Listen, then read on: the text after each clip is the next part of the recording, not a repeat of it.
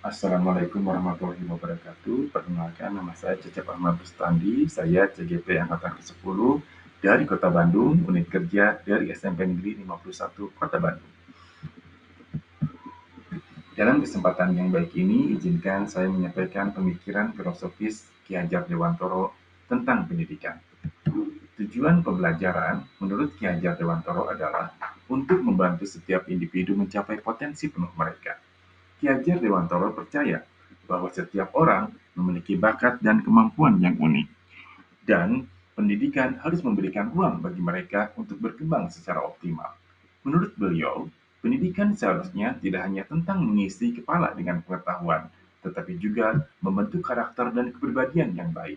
Dengan demikian, tujuan pembelajaran menurut Ki Hajar Dewantoro adalah menciptakan generasi yang cerdas, berwawasan luas, dan bertanggung jawab, siap untuk menghadapi tantangan dalam dunia modern. Yang menjadi kunci utama dalam pendidikan menurut Ki Hajar Dewantoro adalah senantiasa berpusat pada peserta didik. Pendidikan yang berpusat pada peserta didik merupakan pendekatan yang menekankan siswa sebagai fokus utama dalam layanan pendidikan. Pendekatan ini menekankan pentingnya memahami kebutuhan minat dan gaya belajar masing-masing peserta didik untuk menciptakan lingkungan belajar yang sesuai dan mendukung perkembangan mereka secara optimal. Dengan pendekatan ini, guru berperan sebagai fasilitator yang membimbing peserta didik dalam mengembangkan potensi dan kemampuan mereka, sehingga setiap peserta didik atau siswa dapat mencapai kesuksesan belajar sesuai dengan potensi yang mereka miliki. Sebagai seorang pendidik, penting untuk mampu mengarahkan peserta didiknya pada pemahaman akan kodrat alam dan kodrat zaman. Memahami kedua konsep ini akan membantu mereka menghargai keberagaman alam serta perubahan zaman yang terus berlangsung. Dengan pemahaman yang kuat tentang hal ini, peserta didik dapat belajar untuk hidup selaras dengan alam dan menjalani kehidupan di era modern dengan bijaksana. Mendorong kesadaran akan hubungan antara manusia dan alam dan zaman adalah merupakan awal yang penting dalam menciptakan generasi yang peduli terhadap lingkungan dan mampu beradaptasi dengan perubahan zaman secara baik dan bijaksana. Begitu pula dengan karakter. Karakter peserta didik perlu juga dipahami oleh guru. Mengapa demikian?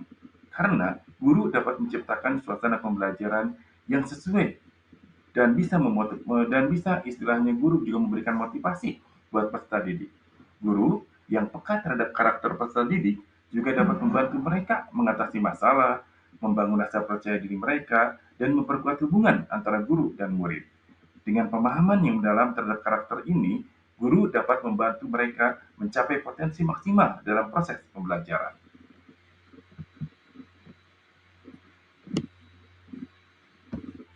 Begitu pula dengan tujuan pembelajaran harus dipahami oleh pendidik.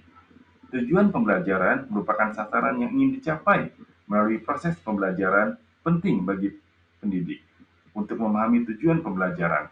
Karena hal ini istilahnya membolehkan mereka merancang pengajaran yang sesuai dan efektif dengan kebutuhan peserta didiknya. Dengan pemahaman yang mendalam terhadap tujuan pembelajaran, pendidik dapat menyusun bahan pengajaran, aktivitas pembelajaran, dan penilaian yang relevan dengan maklumat yang ingin dicapai. Selain itu, pemahaman yang baik terhadap tujuan pembelajaran juga dapat membantu pendidik menilai eh, keberkesanan proses pengajaran yang telah ia lakukan dalam kelas yang telah ia masuki. Dan istilahnya, kira-kira minat apa yang bisa diraih oleh peserta didik ketika mereka menerima pelajaran yang ia berikan. Oleh karena itu, penting bagi peserta didik untuk istilahnya merujuk kepada tujuan pembelajaran dalam merancang pengajaran mereka agar hasil yang dicapai bisa diraih secara maksimal.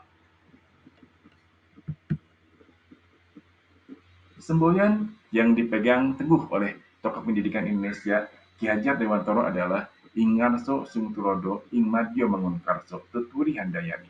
Frase Jawa ini memiliki makna bahwa sebagai seorang pendidik, ia harus memberikan contoh yang baik kepada murid-muridnya. Kemudian memberikan dorongan agar murid-muridnya dapat membangun kemampuan mereka sendiri. Dan terakhir memberikan petunjuk agar mereka dapat mencapai kesuksesan di masa depan.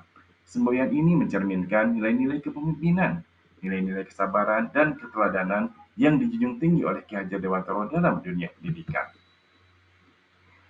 Pendidikan yang berpihak pada peserta didik pada dasarnya mengandung 3 langkah. Langkah pertama, berikan keleluasaan pada mereka dengan menggunakan kurikulum berdiferensiasi. Langkah yang kedua, biarkan peserta didik untuk berpikir kreatif dan selalu berinovasi dalam kegiatan belajar yang mereka ikuti. Langkah ketiga, sesuaikan dengan profil peserta didik dan perkembangan zaman yang mereka alami pada saat ini. Di sekolah kami, suasana pembelajaran di sekolah kami yang berpihak pada peserta didik diantaranya siswa banyak yang mengikuti kegiatan ekstrakurikuler seperti karate, badminton, seni tari, volleyball, PMR, kejar para, pramuka, sepak bola, rohis, basket, silat, pick air, seni rupa, dan karawitan. Itulah salah satu contoh kecil kegiatan ekstrakurikuler di sekolah kami yang istilahnya diikuti oleh siswa-siswa sebagai simbol bahwa pendidikan di sekolah kami berpihak pada peserta didik sesuai dengan minat dan bakat yang mereka miliki. Begitupun dalam hal pembiasaan pagi. Sebelum KBM dimulai, di sekolah kami senantiasa diadakan pembiasaan pagi, baik itu membaca Al-Quran dan dilanjutkan dengan sholat duha. Dilaksanakan semua dan diikuti juga oleh semua siswa dan tenaga pendidikan yang ada di sekolah kami. Nah, adapun bentuk dari kegiatan pembelajaran bervariasi, ada beberapa kegiatan yang sering kami lakukan, di antaranya diskusi kegiatan LDKBN atau nonton bareng film edukasi dan mengadakan kegiatan LDKBN di luar lingkungan sekolah. Ini sengaja kami lakukan agar kegiatan pembelajaran yang diikuti oleh para siswa sangat bervariasi, sehingga mereka bisa menemukan apa yang mereka butuhkan dan mereka bisa istilahnya mendapatkan pengalaman yang berharga dari kegiatan yang mereka ikuti. Namun di sini ada juga tantangan yang sering kami hadapi, di antaranya baik tantangan dari guru ataupun dari peserta didik. Tantangan dari guru masih kurangnya kemampuan guru dalam memahami konsep pemikiran Ki Hajar Dewantara tentang pembelajaran berpusat pada peserta didik. Sedangkan tantangan dari peserta didik atau dari siswa masih kurangnya motivasi peserta didik untuk ikut melaksanakan program sekolah. Di antaranya, di sekolah kami masih banyak siswa yang belum ikut ekstrakurikuler. Nah, di sini solusi yang sering kami lakukan di antaranya merubah model dan media pengajaran. Dari yang asalnya konvensional menjadi melek teknologi dan si anak mulai dikenalkan pada dunia digital. Yang kedua, guru-guru di sekolah kami seringkali mengikuti kegiatan-kegiatan yang diantaranya dan ikut kegiatan pengembangan diri yang diantaranya diadakan oleh sekolah ataupun oleh kegiatan MGMP. Terus juga kami di sini guru-guru berinisiatif untuk senantiasa memberikan teladan bagi peserta didik.